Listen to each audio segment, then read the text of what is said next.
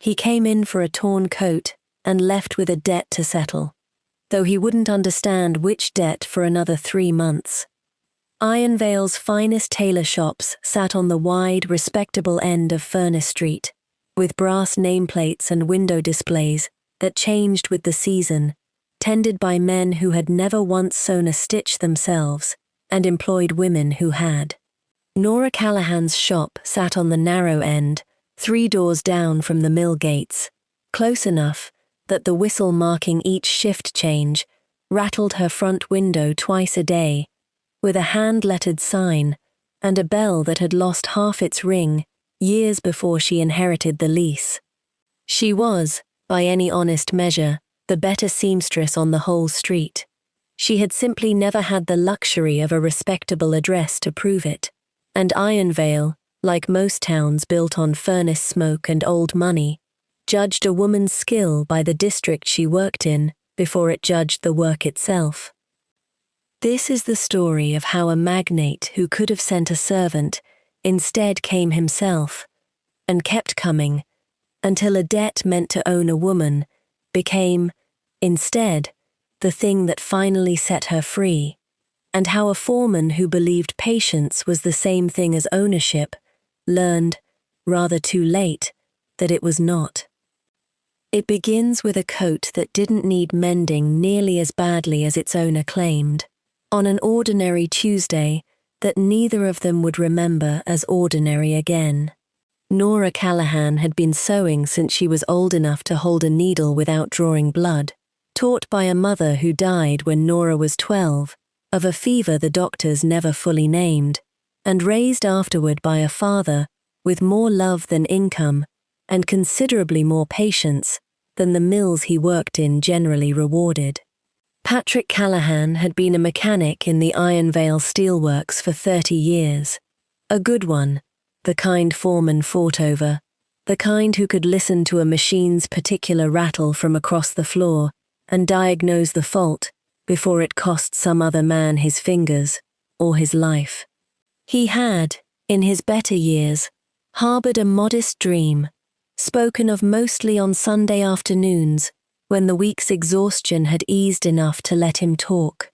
A workshop of his own, small, just large enough for himself, and perhaps an apprentice, repairing the delicate machinery that larger mills didn't have the patience to fix rather than replace. He had saved toward it in small, stubborn increments for over a decade, a few coins at a time, kept in a tin box Nora still owned, and had never quite been able to throw away, though it had held nothing but dust for 6 years. The dream ended on an autumn morning when a belt drive failed without warning and caught his sleeve, dragging his arm into the machine before the men beside him could reach the shutoff. He kept the arm, though it never worked properly again, and the mill's insurance, thin, grudging, designed by men who had never lost anything to a belt drive themselves, covered 11 weeks of convalescence out of the 5 months it actually took before he could work again at all, and even then, only at half his former wage, on lighter duties that paid accordingly.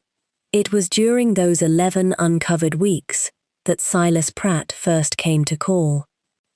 He had arrived in Ironvale 2 years before Patrick's accident, hired as a foreman at one of the smaller mills but building, alongside that respectable position, a considerably less respectable second trade, quiet loans to working men in trouble, at terms that sounded reasonable when a man was desperate, and revealed their true shape only once the desperation had passed and the debt remained. He was not, in this, unique to the Callahans alone, though Nora would not learn the fuller shape of his method until years afterward, pieced together slowly from careful gossip she'd once been too proud to seek out. The Ashworth boy, 2 streets over, had borrowed $40 to bury his mother and spent 3 years afterward doing odd carpentry work for Pratt at rates that never quite touched the principal, until he simply left Ironvale one autumn without a word of explanation to anyone, and no one in town asked too closely why. The widow Hollis had borrowed against her husband's unpaid final wages from the mill and found herself, 18 months later, agreeing to sell Pratt her late husband's small parcel of land at a price considerably below its worth, simply to be free of an arrangement that had begun, as they all did, with a kind word and a reasonable rate. Pratt did not consider himself a villain in any of this, and would have been genuinely, almost comically offended by the suggestion. He considered himself, with the particular sincerity of men who have never once examined their own conscience too closely, a patient man offering patient terms to people who would otherwise have had no one offer them anything at all. And it was precisely this sincerity, Nora would come to understand, that made him so much more dangerous than an honest villain could ever have been. He came to the Callahan house himself, that first visit, sat in the kitchen with his hat on his knee, and offered $80 at what he called a fair rate of interest. A rate that Patrick, exhausted and frightened for his family, and never much good with figures beyond what the machines required of him, did not read carefully enough to understand. "You'll pay it back easy enough once you're on your feet," Pratt told him, in the same reasonable, unhurried voice he would use on Nora years later. "No shame in a hand up, Mr. Callahan. Every man needs one, time or another." Patrick took the $80. It saw the family through the worst of the winter, and Nora, 20 years old that year and already sewing to help make up the shortfall, remembered her father's relief at the kitchen table that evening with a clarity she wished, later, she didn't have, because she understood, looking back, that his relief had been the precise moment the trap closed, and none of them had known it yet.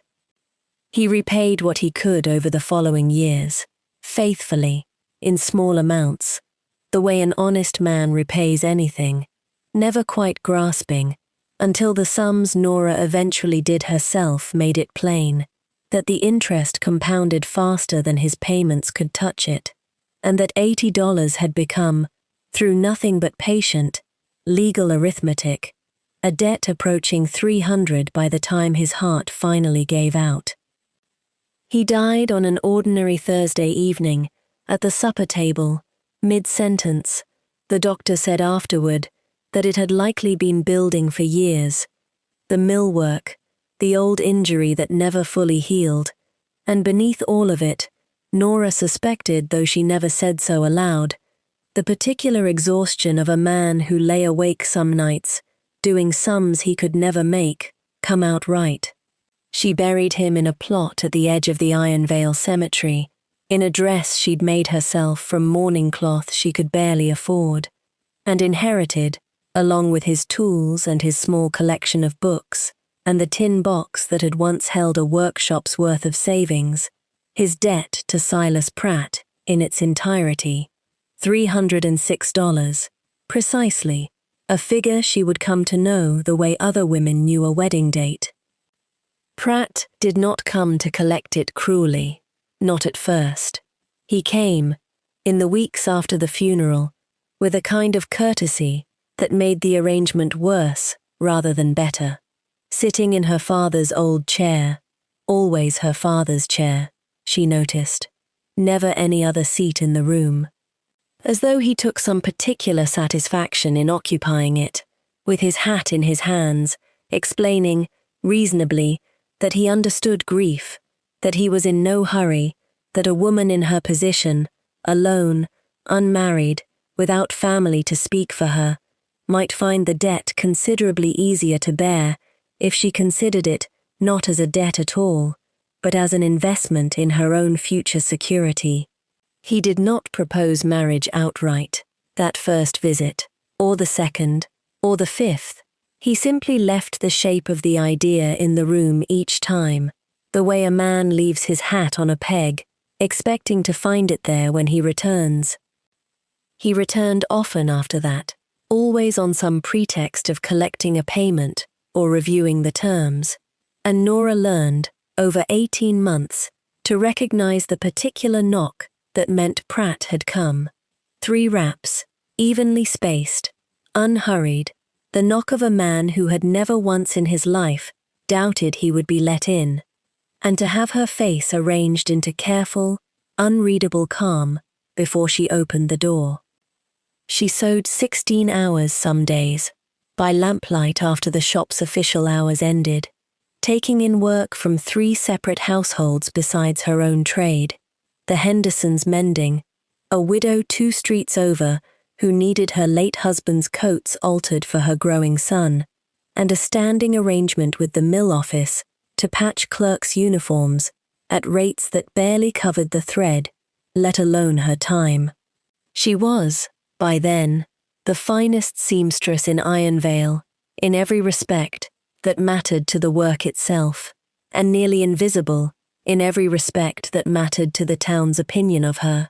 A woman known, when she was known at all, as Callahan's girl, the one with the debt, as though the debt had become a second surname she hadn't chosen and couldn't remove, worn the way other women wore a married name.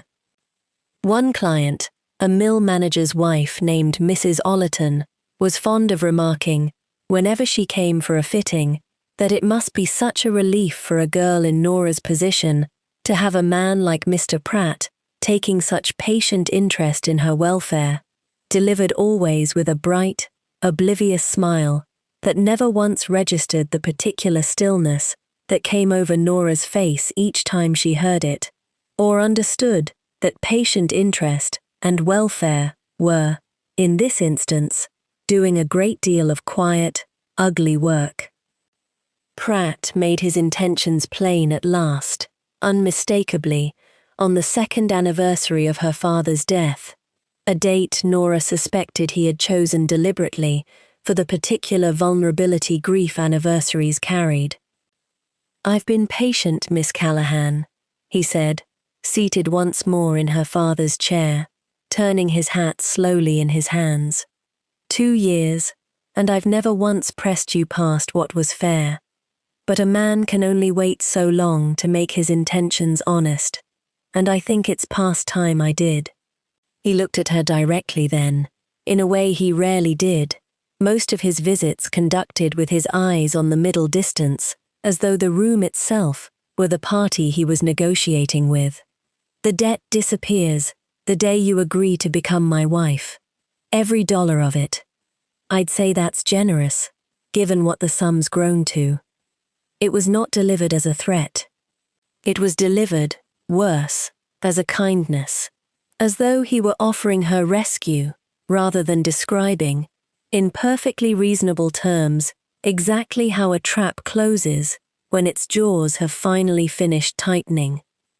"I'll need some time to consider it," Nora told him, and heard her own voice come out steadier than she felt. "Take what time you like," Pratt said, rising, settling his hat back onto his head with the particular unhurried confidence of a man who has never once had a calculation seriously challenged. "I'm not going anywhere, Miss Callahan. Neither, I expect, are you." She did not tell him that she had already decided, and that the answer, whatever it cost her, was no, because a woman with a debt like hers had learned, by then, that time was the only currency she still possessed in any real quantity, and she intended to spend it as slowly and as carefully as she possibly could. Beatrice Kane had commissioned a dress from Nora 3 weeks before her nephew ever set foot in the shop himself, a blue silk gown, for a dinner she cared rather more about than she'd ever admit aloud, ordered on the recommendation of a friend, and received, by Beatrice's own account, with the particular skepticism of a woman who had been disappointed by Iron Vale's better tailors more than once in her considerable lifetime. The fitting itself had not gone the way such fittings usually went. Beatrice arrived expecting flattery, the kind every seamstress in town had learned to dispense freely regardless of the truth, and received instead a seamstress who circled her once, pinned 3 places without a word of explanation, and then said, plainly, that the original tailoring had set the waist a full inch too high for her frame, and that no amount of alteration would fix it properly unless they started the bodice over from the seam. "You're telling me my last tailor charged me a fortune for a mistake," Beatrice said, more curious than offended. "I'm telling you the mistake is fixable," Nora said, "and that I'd rather tell you the truth and lose the sale than flatter you into a dress that pinches at your own dinner party." Beatrice Kane, who had spent 6 decades being flattered by tradespeople with considerably more consistency than honesty, found the response so unexpected that she laughed. A short, genuine bark of a laugh that startled them both, and returned from the finished fitting in a mood so uncharacteristically pleased that her nephew asked, half in jest, whether the seamstress had performed some kind of minor miracle. "She has an eye," Beatrice told him, which from Beatrice Kane was closer to poetry than praise usually ran, "and she does not waste my time flattering me about it. Rare, in a seamstress. Rarer still in most people I pay to please me." Daniel thought little enough of the remark at the time, filing it away the way he filed most of his aunt's opinions, useful but not urgent. It was a full 3 weeks later, on an ordinary Tuesday morning, that he found himself standing in front of his own wardrobe with a coat whose torn seam any competent tailor's apprentice in the district could have managed, deciding, for reasons he did not examine too closely, that the matter required the personal attention of the seamstress his aunt had recently taken to praising with such unusual specificity. He was not, by nature, a man who sent servants to do errands he could easily do himself. It was a habit, left over from his working years, that money had never quite managed to correct, and it served, that morning, as a perfectly reasonable excuse for a visit he could not otherwise have explained even to himself. The shop, when he found it, was smaller and plainer than he'd expected from his aunt's account, tucked between a cobbler and a mill supply office, its front window holding a single well-dressed mannequin in a gown that made him understand, immediately and rather completely, exactly what Beatrice had meant. The woman who came out from the back room at the sound of the bell was perhaps 26, dark-haired, dressed plainly herself, in a way that suggested she spent her skill on other people's clothes, rather than her own, with the particular guardedness of someone who had long since learned to assess a customer's intentions before their measurements. "You're the one who fixed my aunt's blue silk," Daniel said, by way of introduction, which was not, strictly, a question. Mrs. Kane's dress had a flaw in the original tailoring, not a repair, Nora said, taking his coat from him with the brisk efficiency of a woman with no time to waste on flattery in either direction. "I imagine you're here about the coat, not the compliment."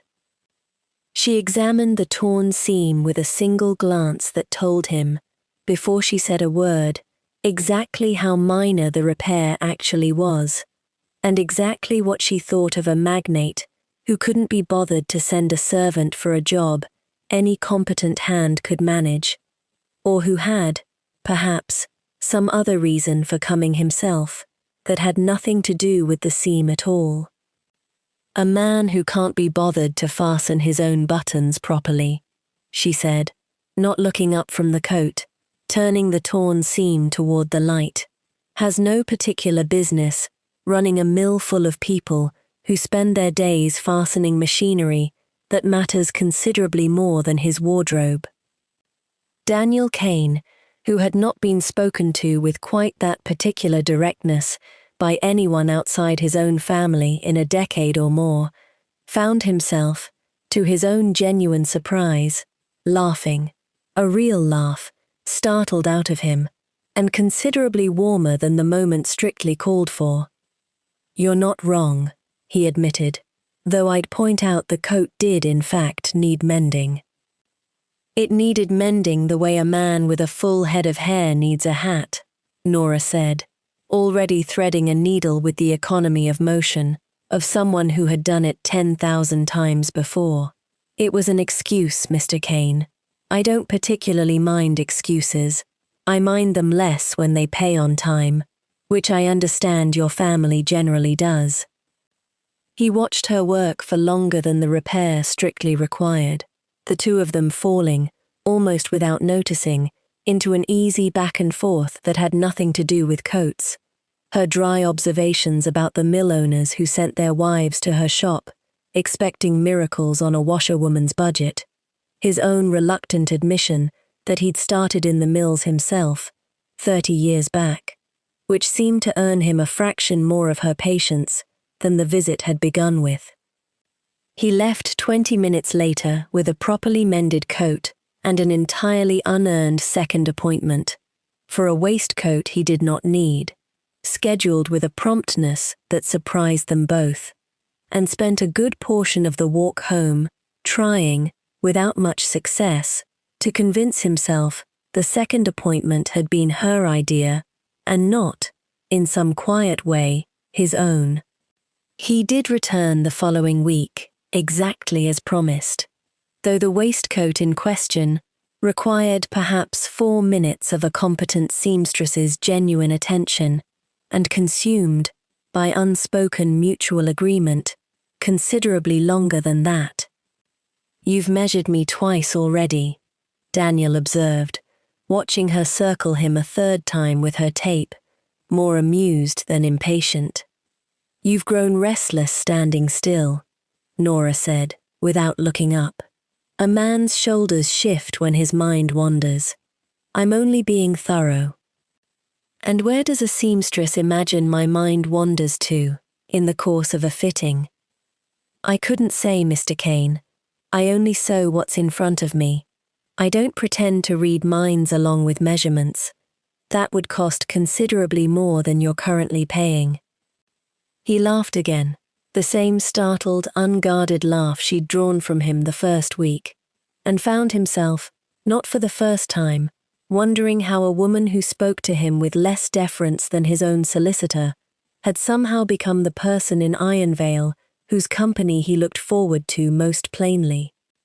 "My aunt tells me you corrected the tailoring on her blue silk without once flattering her," he said. "I find myself curious whether that's a policy or an exception made specially for difficult customers." "It's a policy," Nora said. "Flattery costs a seamstress nothing to give, and a customer considerably more to receive, once the dress fails to fit properly and they've no one honest left to blame but themselves. I'd rather lose a sale telling the truth than keep one telling a lie I'll have to answer for later. A rare philosophy, in my experience, among people who depend on customers for their living.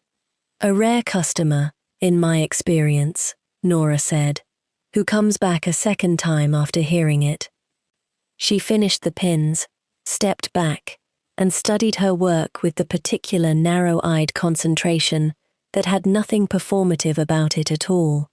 The look, Daniel had begun to notice, that she reserved only for the work itself, never for him, which he found, against all reasonable expectation, considerably more compelling than if she had. "You'll do," she said finally, which was, he'd learned by now, as close to a compliment as Nora Callahan generally allowed herself to give anyone. He left that visit, as he had the first, with an excuse for a third already forming before he'd reached the door, a coat lining that wanted checking, he told himself, though the lining in question had never once given him a moment's trouble.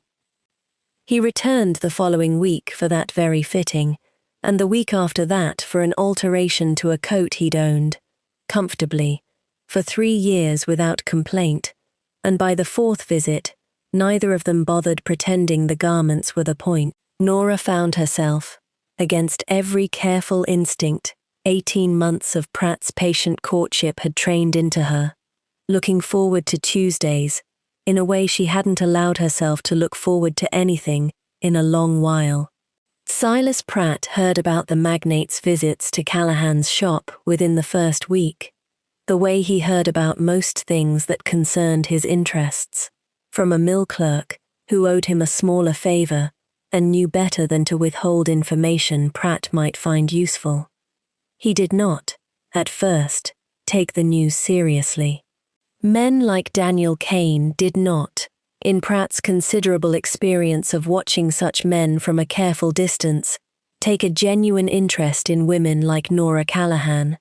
They took a passing amusement in them, the kind that cost the woman her reputation and cost the man nothing at all.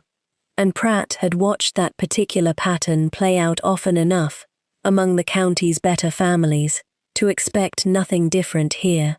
He told himself, for the first 2 weeks, that Kane's visits would end the way such things always ended, and that Nora's debt would still be waiting, patient and untouched, whenever the novelty wore off. It was the third visit, and the fourth, and the fifth, each accompanied by some thin pretext of alterations or fittings that stretched, by Pratt's own careful count, well beyond what any reasonable wardrobe required, that began to worry him in earnest. He made a point, after the fifth, of walking past the shop himself at an hour he'd calculated Kane might be present, slowing his pace along the far side of the street, the way a man slows to admire a shop window he has no intention of entering, and found, through the glass, the two of them bent together over a bolt of fabric, close enough that their heads nearly touched, Nora laughing at something Kane had said, in a manner Pratt had never once, in 2 years of careful and patient courtship, managed to produce in her himself. He stood there longer than he meant to, watching, feeling something considerably uglier than simple financial concern take root beneath his ribs. It was not, he told himself walking home that evening, jealousy exactly. A man in his position had no particular use for jealousy over a seamstress, whatever her particular charms. It was closer, he decided, to the specific offense of watching an investment behave as though it belonged to someone else entirely, the same offense he'd have felt watching a tenant improve a property he intended to reclaim. He did not examine, that evening, or any evening after, why the comparison sat so uneasily with him, even as he made it, or why he found himself, for the first time in 2 years of patient courtship, checking his own reflection in a shop window before he next called on Nora Callahan. He did not confront Kane directly. A man in Pratt's position did not confront a man in Kane's, not without considerably more leverage than he currently possessed. And Pratt had built his entire second trade on the careful, patient accumulation of exactly that kind of leverage before he ever moved to use it. What he did instead, over the following days, was review every document his own solicitor had drawn up on the original Callahan loan, searching for the clause he vaguely remembered including, more from habit than any expectation of needing it, that allowed the lender to call the full debt due on 90 days' notice, at his sole discretion, provided the borrower had missed no more than 2 consecutive payments in the loan's history. Nora had missed none. The clause, buried in language her father had likely never fully understood when he signed it years before, was entirely, legally his to invoke. He arrived at Nora's shop the following morning, with the papers already drawn up, his manner considerably less courteous than it had been in 18 months of careful visits. $340, he told her, laying the papers on her workbench without preamble. With the accumulated interest, current as of this month, you have 90 days to produce it in full. Nora set down the collar she'd been hemming, her hands going very still. You said you were in no hurry. I was, Pratt said. I find my patience has limits, same as any man's. particularly when I see it being spent watching another man circle what I'd already claimed for himself. He let that sit a moment, watching her face for the effect it produced, and found, to his evident satisfaction, exactly the flicker of fear he'd come looking for. Or the debt disappears entirely, the moment you give me the answer I've been patiently waiting 2 years for. That offer hasn't changed, Miss Callahan. Only the timeline has. I'd have thought a man with your patience could wait a little longer, Nora said, keeping her voice as level as she could manage, while her mind raced through the impossible arithmetic of raising $340 from a seamstress's wages inside 3 months, a sum that would have taken her the better part of 2 years to save, even if she ate nothing and slept less. I've waited 2 years, Pratt said, and for the first time, something harder showed plainly beneath the courtesy. All pretense of patience finally dropped. I find that watching a rich man's passing amusement circle what's rightfully mine has a way of shortening a man's patience considerably faster than grief ever did. He left her the papers, and left her the 90 days, certain, with the particular certainty of a man who had never once had his calculations seriously challenged, that he could force the marriage before Kane's interest, whatever its actual shape, had time to become anything more substantial than a passing curiosity. Nora spent the remainder of that day, between customers, doing sums on scrap paper that came out exactly as impossible each time she tried them. She thought, briefly and with a kind of desperate practicality, of the small savings bank 2 streets over, and walked there that same evening after closing the shop, only to be told, kindly but firmly, that a woman with no property and no male relation to co-sign held little standing for a loan of that size, on any terms the bank considered reasonable. She thought of writing to a distant cousin of her mother's, in a county 3 days' travel away, whom she hadn't corresponded with in a decade, and had no real reason to expect help from now.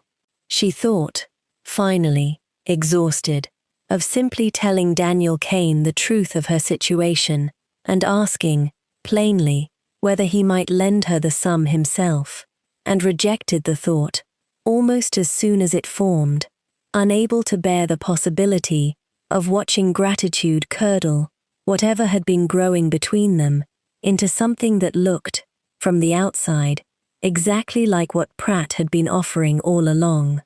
Daniel Kane learned of the loan's accelerated terms, not from Nora, who told no one, mentioning nothing beyond a vague, brittle distraction he noticed but couldn't quite place during his 6th visit to the shop, a shorter visit than usual, her hands less steady over the fabric than he'd ever seen them, but from his aunt, who had learned it from the same mill clerk's wife who told half of Iron Vale's better households everything eventually, and who delivered the news to her nephew over breakfast with considerably less delicacy than the subject deserved. The Callahan girl's debt, Beatrice Kane said, buttering her toast with the brisk efficiency of a woman who considered gossip a legitimate form of intelligence gathering rather than idle talk, has been called due, 90 days, $340, which she does not have and cannot possibly earn, sewing waistcoats for men who don't need them. She looked at her nephew directly over the toast, missing nothing in his face. You'll have some opinion on that, I imagine, given how many waistcoats you've recently required. Daniel set down his coffee, more carefully than the gesture required.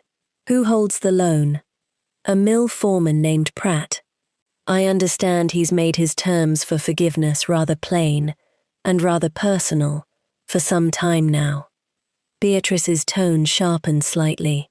A decent man does not call in a dead friend's debt against a grieving daughter with 90 days' notice, unless he means it as leverage for something considerably uglier than money. Daniel Kane did not, as a rule, act on impulse where money was concerned. 30 years of building a fortune out of nothing had taught him the particular discipline of a man who checks every calculation twice before trusting his weight to it. He checked this one exactly once, sending a discreet inquiry to his own solicitor that same morning, and had, by that evening, arranged to purchase the entirety of Nora Callahan's debt from Silas Pratt directly, at triple its face value, a sum Pratt accepted with considerably more speed and considerably less negotiation than the situation might otherwise have warranted. Since 3 times his money in hand, delivered by a solicitor with no patience for haggling, looked to a man like Pratt a great deal more attractive than a debt he'd have to fight in court to enforce against a woman with a wealthy admirer suddenly taking a very close interest in her affairs. It was not, if Daniel was honest with himself late that evening, purely Nora's situation that had moved him to act so quickly.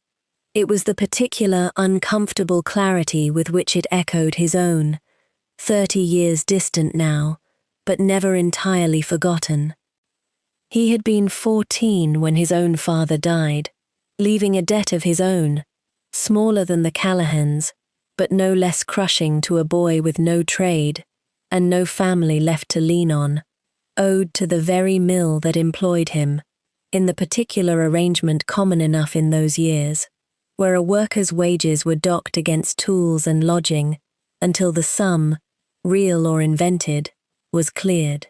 Daniel had done the arithmetic himself, at 14, sitting up nights the way Nora's father must have, and arrived at the same grim conclusion, that he would likely die still owing it, the way most men in his position did, the debt simply passed on, or forgiven at death, having served its purpose of keeping a boy compliant and afraid for as long as he lived.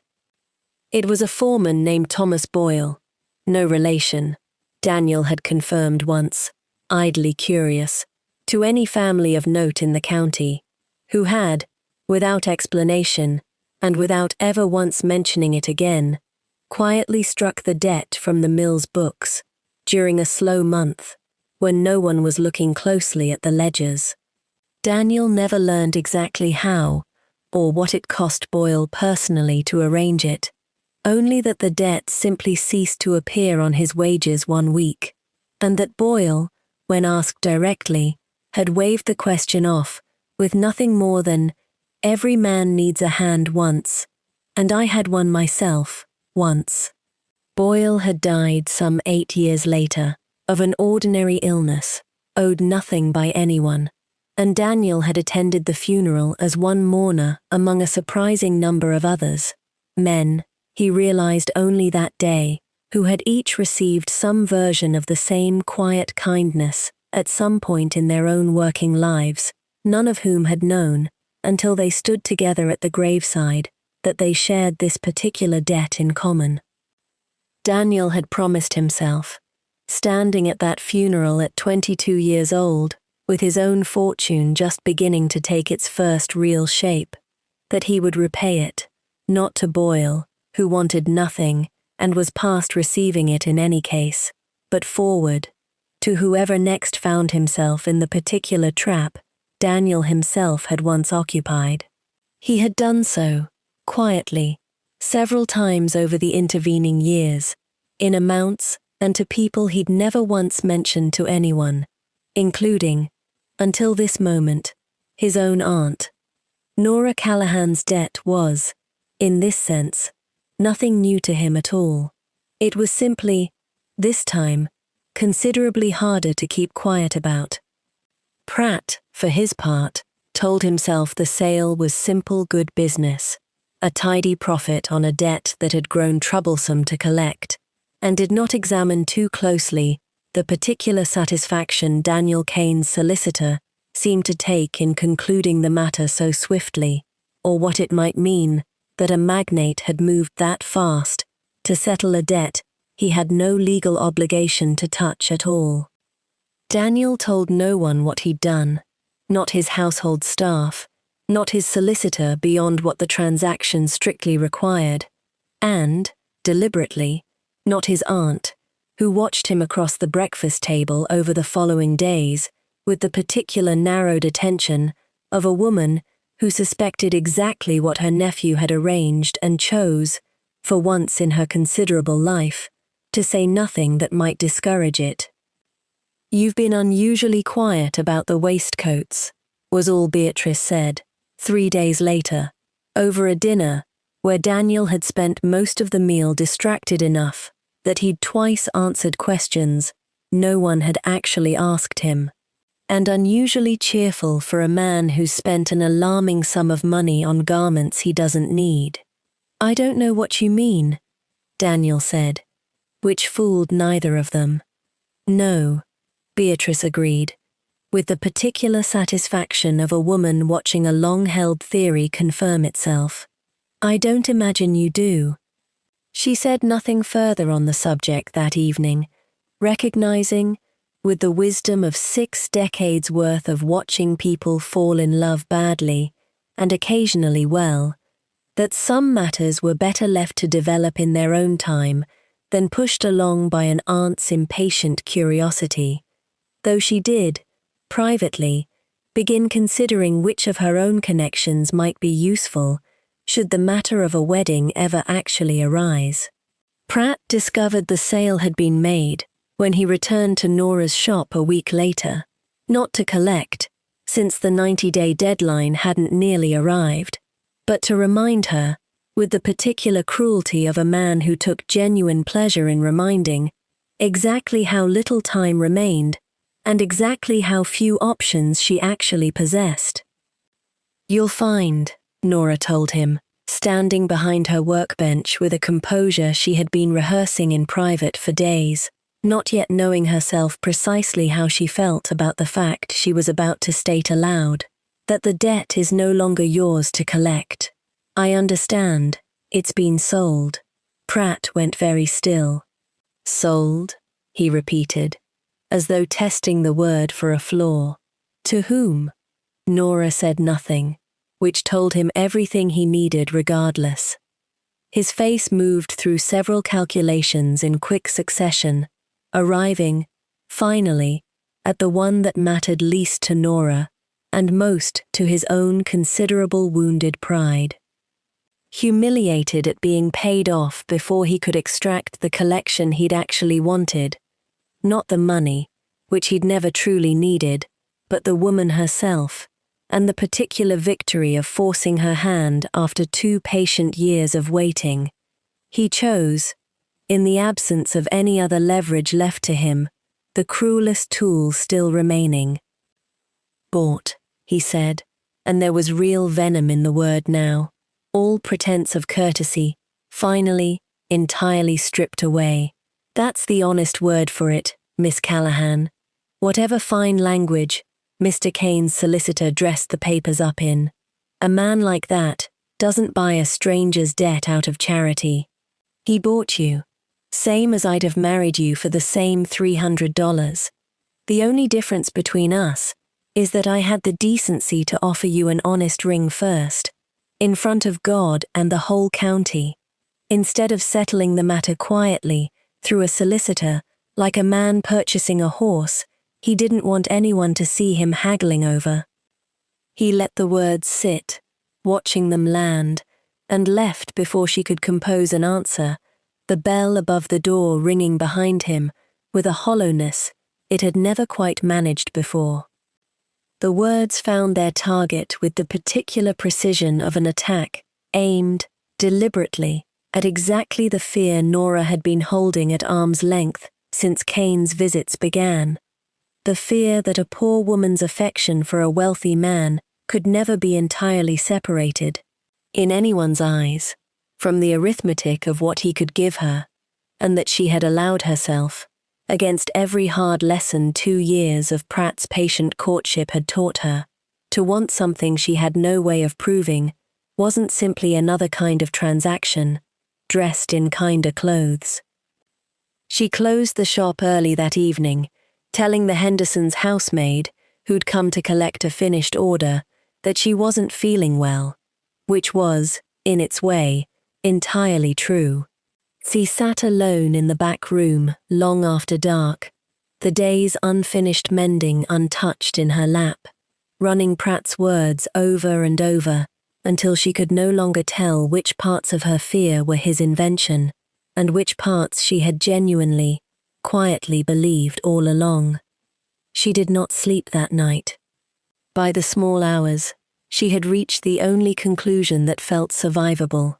Better to leave Ironvale entirely, to start fresh, somewhere her name carried no debt, and no story, and no rich man's charity attached to it, than to stay and let herself become, in her own mind, as much as the town's, a woman who had been purchased, rather than chosen. She began packing before dawn, closing the shutters on the shop she'd inherited, and built her entire adult life around, telling herself it was practical, telling herself 100 reasonable things in quick succession, and believing, by her own honest estimate, perhaps a third of them. She did allow herself one farewell, brief and unplanned. Sarah, the Hendersons' young housemaid, arrived at the shop's back door, just as Nora was fastening the last trunk strap, come to collect a finished order 2 days early, and clearly startled to find the shop dark and its owner dressed for travel. "You're leaving," Sarah said, not quite a question, taking in the packed trunk and the shuttered front window in a single glance. "For a while," Nora said, which was, she told herself, close enough to true not to count as a lie. "You'll find the Wexler girl on Miller Street does passable work, if the household needs mending done, while I'm away. Tell Mrs. Henderson I'm sorry for the short notice." Sarah, who was perhaps 16, and had watched Nora work through more hours than most grown women in the district without complaint, looked at her a long moment with an understanding considerably beyond her years. "Is it Mr. Pratt?" she asked, quietly enough that the question felt more like a kindness than a demand for explanation. Nora did not answer directly, which was, in its way, an answer regardless.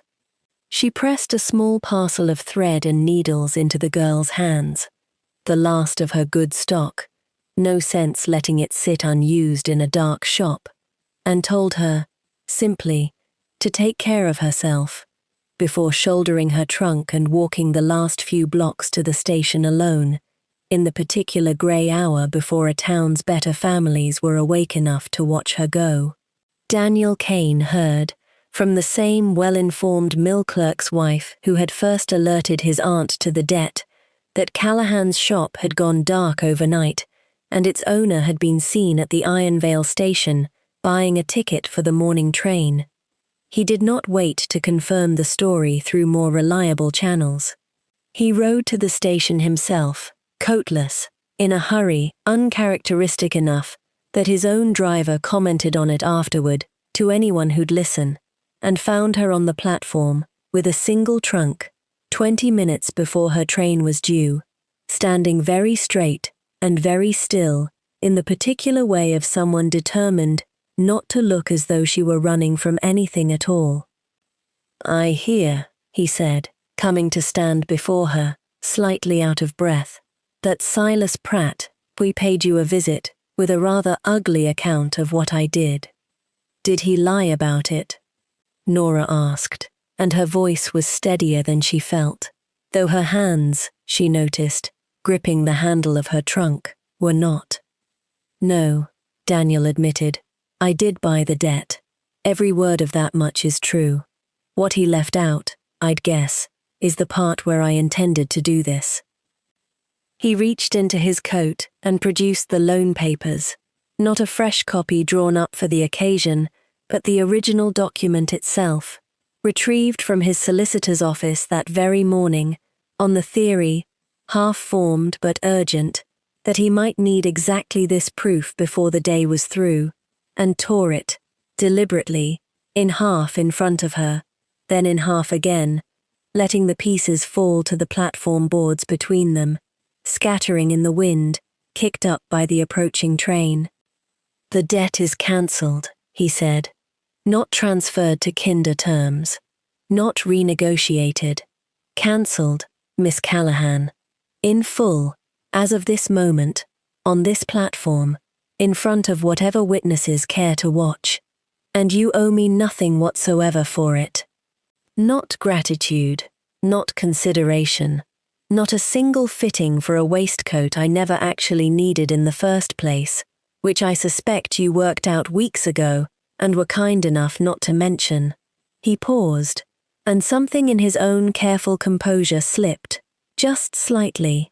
"What I want from you, if I want anything at all beyond that, you are entirely and permanently free to refuse, and the debt will remain exactly as dead as it is right now, regardless of your answer." Nora looked down at the torn papers scattering across the platform, caught in the wind, and then back up at him, and found that the careful composure she'd been holding since Pratt's visit had, somewhere in the last 30 seconds, entirely and finally deserted her. "Why?" she asked. And it was, she realized as she said it, the only question that actually mattered, the only one she'd been too frightened to ask anyone directly, in 2 years of careful, guarded survival.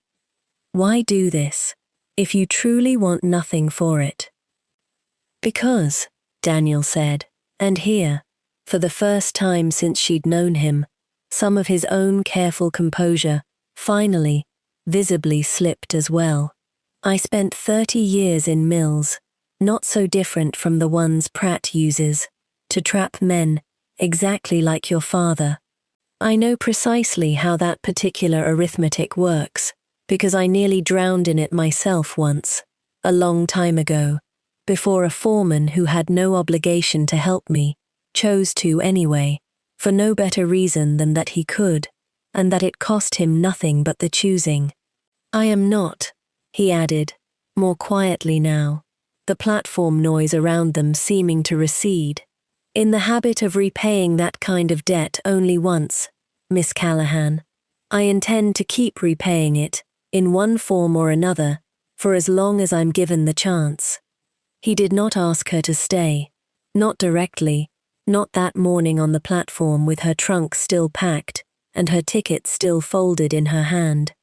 He simply told her, plainly, that the shop's lease, which he had also quietly settled that same morning, before he'd even confirmed which train she meant to take, remained hers for as long as she wanted it, used or not, and that he would consider himself considerably poorer, in every way that actually mattered to him, if she chose the train instead of the shop.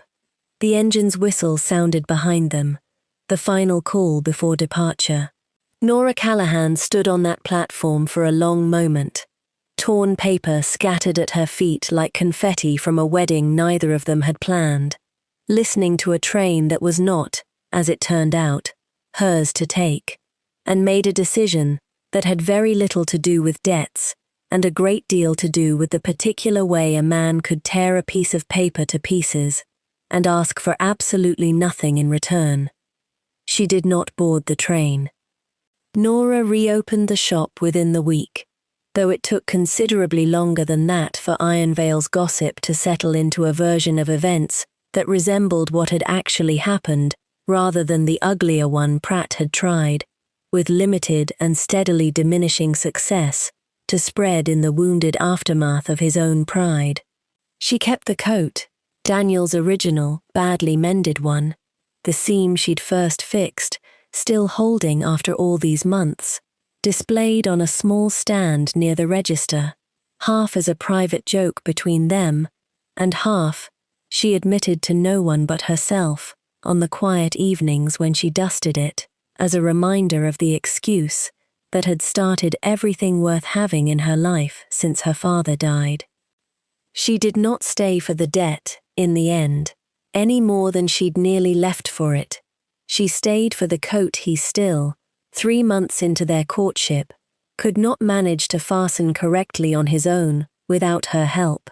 She stayed for the particular quality of a man who tore up paper rather than collect on it, who had built an entire fortune out of nothing and still remembered, clearly enough to act on it, exactly what it felt like to have nothing at all.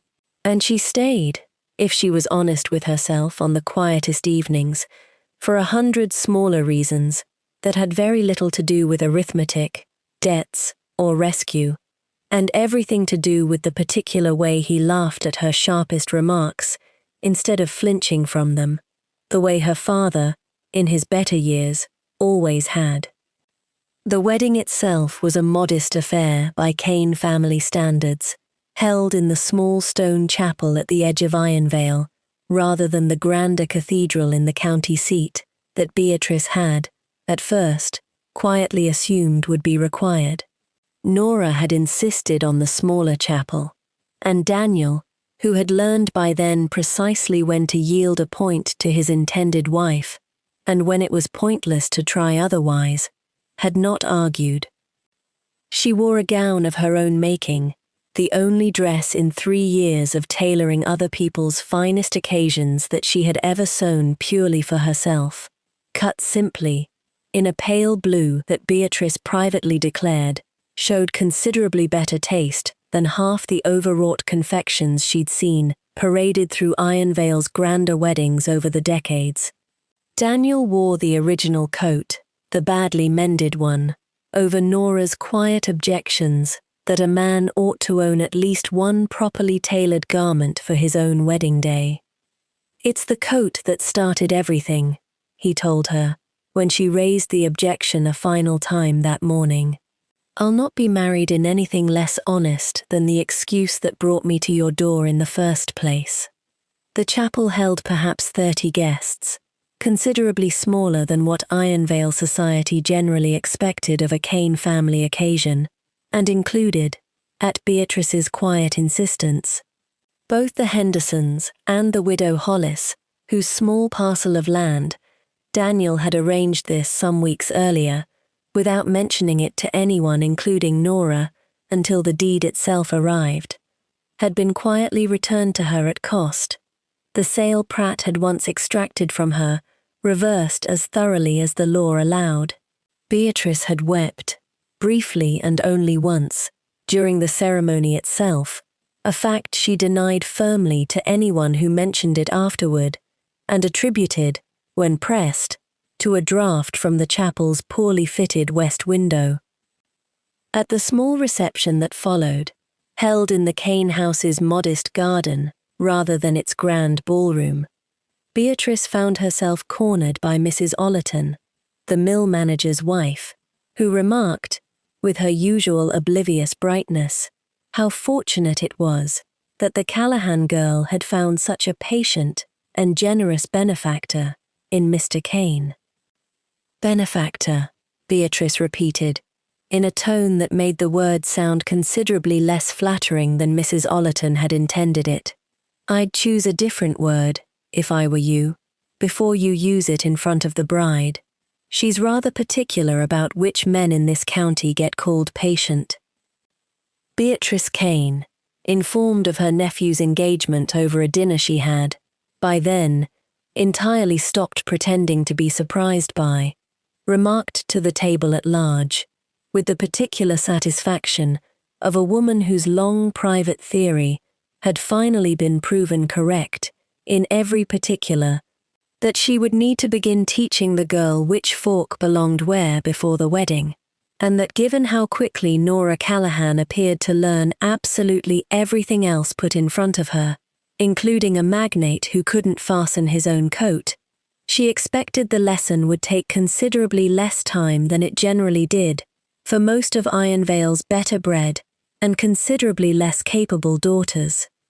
She did not mention, that particular evening, the letter she had received earlier in the week from an old acquaintance in a neighboring county, warning her, in the vague and careful language old friends use when passing along something they're not entirely certain is their business to share, that a mill foreman recently arrived in that county, under the name Silas Pratt, had a history worth quietly looking into before anyone extended him too much trust or too much credit.